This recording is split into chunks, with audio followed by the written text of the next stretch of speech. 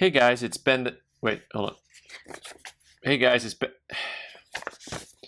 Hey guys, it's Ben the Coin Geek at Old Pueblo Coin, and welcome to another edition and rendition of what are we going to look at today, Ben? And I'm so excited for everyone joining me today to show you something that hopefully will rock your world, your collecting world, collectively, and that is this Philippines Guerrilla money or emergency issue money. It's not all Guerrilla money, and we're going to talk a little bit about the difference. And for those of you who don't know, World War II, there was a whole lot that happened in the 1940s, and it affected a whole lot of people, and there's a whole lot of money being made. And I don't mean people making money, I mean creating different types of currencies in an emergency situation where you already had the metal coinage disappearing really rapidly from circulation, and the government started to make these emergency issues.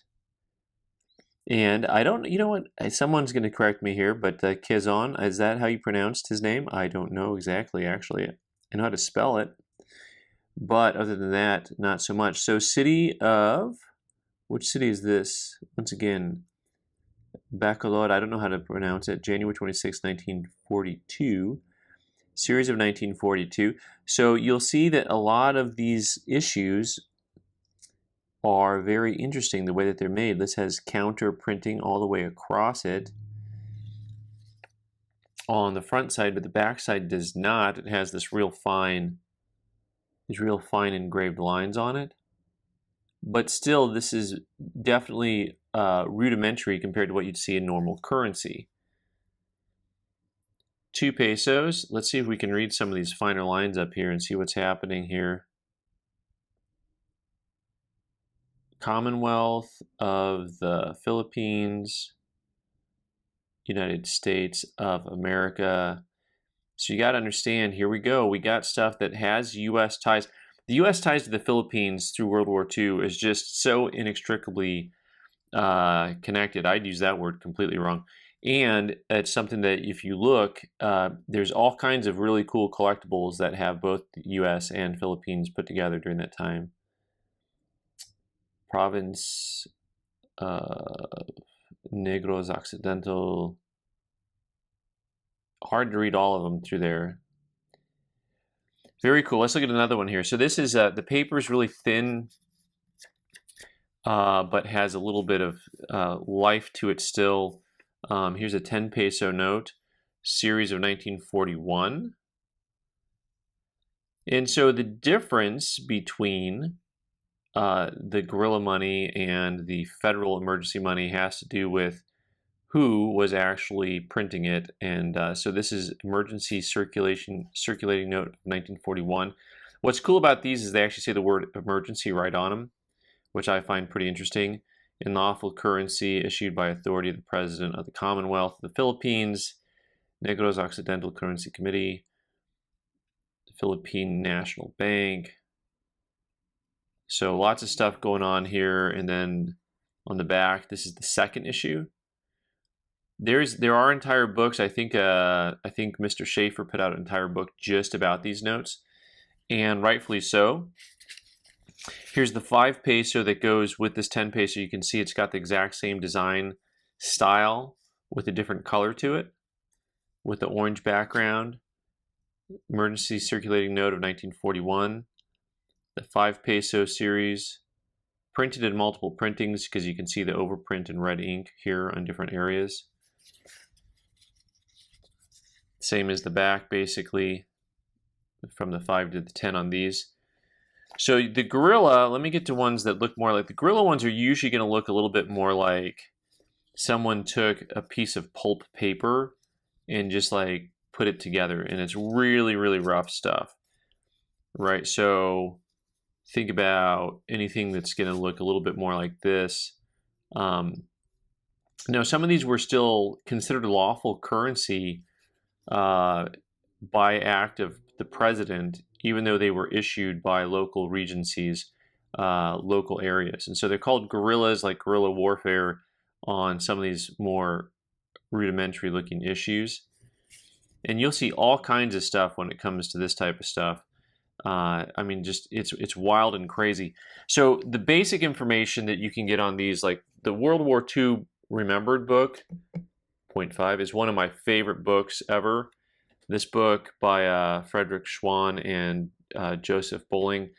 These guys have just, I mean, it's a mammoth book. It's, what's this thing, like not almost 900 pages. They only, they only have like a couple pages to this issue, but their overall work is fantastic. If you want to know more about coins, currency, collectibles, medallions, paper money, whatever, during World War II, that book is a must-have. It covers all kinds of stuff. But of course, there is a specialty book. So here we go, issued by the Bohol Emergency Currency Board, Tagbilaran Bohol, 10 pesos. And this is actually, I think, countersigned. This is in ink. So this is actual ink on here instead of the printed. So this is ink that is printed with like a stamp, but this is actually hand countersigned. Right here you can see kind of the color differential in the ink that was used, countersigned on the other side as well. So most of the Guerrilla issues are going to be more localized by the issuer, but this still is considered to be redeemable face value upon termination of emergency. So they were printing all kinds of stuff, Commonwealth of the Philippines, and you can just see just how rough the carving and paperwork was. So some of these they're using different print methods, actual materials. Some of these are on wood print blocks versus like more of a machine press style. Some of this stuff is like on toilet paper, like this stuff here.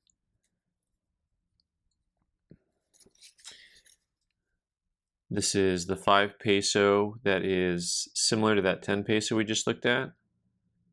But also a lot of these you can tell they're real because they look counterfeit. I mean, just looking at how basic they were in their overall issue style. This is the 50 centavo. I think this is the same issue, but it's so worn down. Maybe this is a different issue. This one's just almost gone. Not a whole lot left of this guy on a 50 centavo. This one's fancy. You got you actually have red ink, which is nice. Treasury Emergency Currency Certificate. Now here's the one more thing that I just got to talk about here a little bit as we look at these is, could you imagine, like, these were actually used? Could you imagine just living somewhere? Now you got to take yourself out of the modern setting, right? You got to go back into a setting that is nothing like the life that you live today. But could you imagine that, you relied strictly on cash and coin as how you handled things, and then the next thing you know, it's like, well, this is what's circulating around you, right? And this one's cool. So this is fun because this actually has the counterfeiting of this note will be severely punished. And what's fun also about this note is it's actually in 2 languages. A lot of them are only in English, which is interesting. But also, so kinig sapla kalisen sumala an evangeli tupas ang kangabut ugdili kakabusani kaaran. So you guys, that's the first time I've ever tried to speak. Is that Tagalong? Did I do that wrong? Tagalong? I think that's actually a cookie. But you'll have to forgive my ignorance. Some of you actually probably thought I said a word there that was correct. So this is the Misamis Occidental Emergency of the Philippines National Bank. So you've got them from all over the countryside. This one is printed mostly with a red ink. It's probably just what they had that really stood out, made it harder to counterfeit because who had red? red or orange.